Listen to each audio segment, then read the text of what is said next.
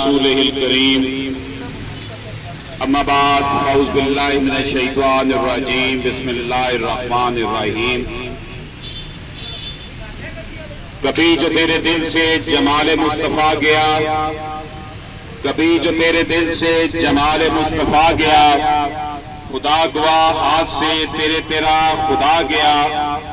محبتوں کی بز میں محبتوں کی بات کر تو شہد حلاوتوں کی بات کر یہ بو جہل کی کون تجھے حرکتیں سکھا گیا کبھی جو تیرے دل سے جمال مصطفیٰ گیا خدا گواہ ہاتھ سے تیرا خدا گیا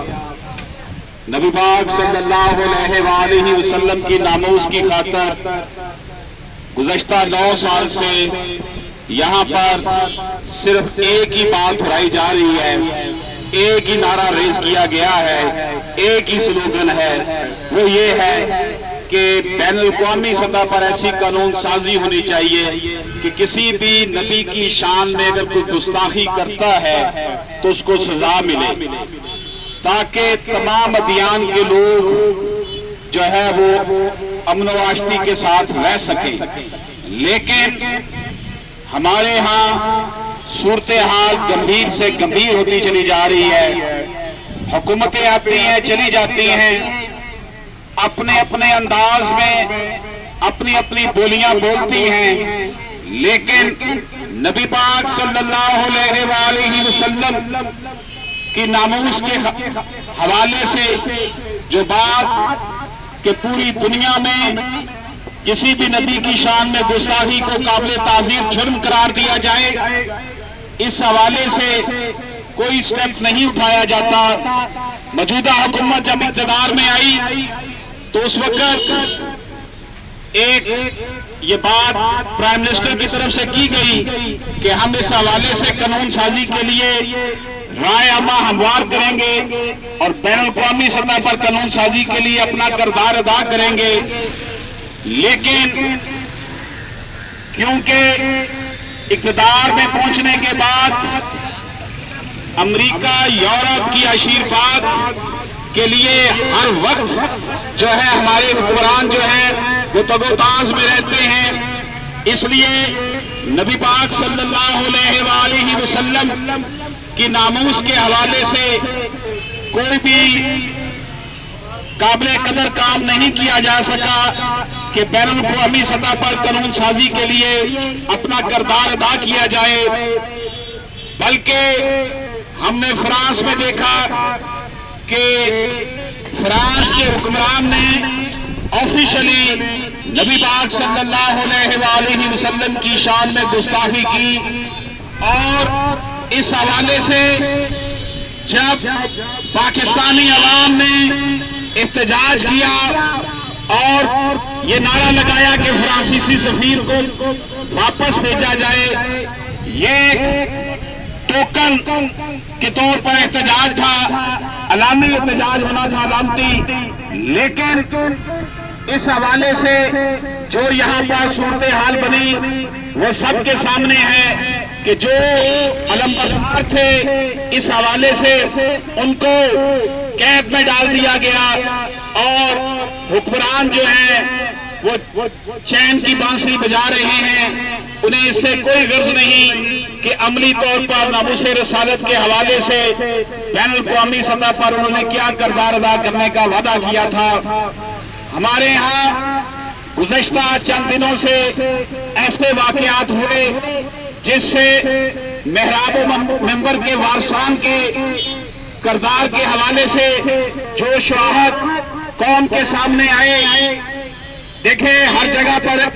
ایسے لوگ ہوتے ہیں خاص اسکول ہے یونیورسٹی ہے مدارس ہے یہ سب اسی نظام کا حصہ ہے اسی معاشرے کا حصہ ہے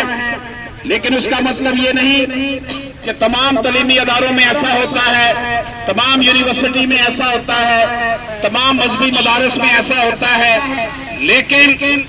مذہبی مدارس جو ہیں مذہبی ادارے جو ہیں ان کے اوپر ذمہ داری زیادہ عائد ہوتی ہے کہ انہوں نے اخلاقی تربیت کرنی ہے دین سمجھانا ہے اور اس حوالے سے جو ہمارے سامنے یہ واقعہ پیش آیا، جو ہم نے دیکھا، پوری قوم نے دیکھا، اس سے سر جو ہے وہ شرم سے جھک گئے، اور نام نہاد علماء سو جو ہے اس حوالے سے تعویلیں بھی دے رہے ہیں کہ جناب ایسا تو تب بھی ہوتا رہا ہے جب صحابہ کا دور تھا۔ نہیں، ایسی بات نہیں ہے، جرم کوئی بھی کرے اس کے لیے وہی سزا ہے، لیکن جو محراب منبر کے وارث ہیں ان کو زیادہ سزا ملنی چاہیے، کیونکہ ان کا اوڑھنا بچھونا، ان کی جلوت خلوت سب کچھ جو ہے وہ دین اسلام کے لیے خود کو وقف کیے ہوتے ہیں اور اس کے لمبردار بنے ہوتے ہیں۔ پوری قوم جو ہے اس واقعے کے بعد صدمے میں ہے کہ ہمارے ملک میں یہ کیا تماشا لگا ہوا ہے۔ ہم روتے تھے کہ یونیورسٹیز میں پروفیسرز اس طرح کے کام کرتے ہیں اور واقعات پچھلے چند سالوں سے بڑے رونما ہو رہے تھے، لیکن مدارس کے حوالے سے کیونکہ سوشل میڈیا پر جب ویڈیو آئی تو پھر پوری قوم نے دیکھا کہ یہ کیا صورتحال ہے، اور اس بدبخت نے پہلے انکار کیا، قرآن پاک رکھ کر بعد میں اقرار کیا کہ میں نے تو اپنی نوکری بچانے کے لیے یہ سارا کچھ کیا تھا۔ اس کا مطلب یہ نہیں کہ جو بھی علماء کرام ہیں وہ ایک ایسے شخص کی جو ہے وہ حمایت کرنا شروع کر دیں کیونکہ اس کا تعلق دینی مدرسے کے ساتھ ہے، ایسا ہرگز نہیں ہے۔ نبی پاک صلی اللہ علیہ وآلہ وسلم کا فرمان علی شان ہے کہ اگر میری بیٹی فاطمہ بھی چوری کرتی تو میں اس کے بھی ہاتھ کاٹنے کا حکم دیتا۔ ہماری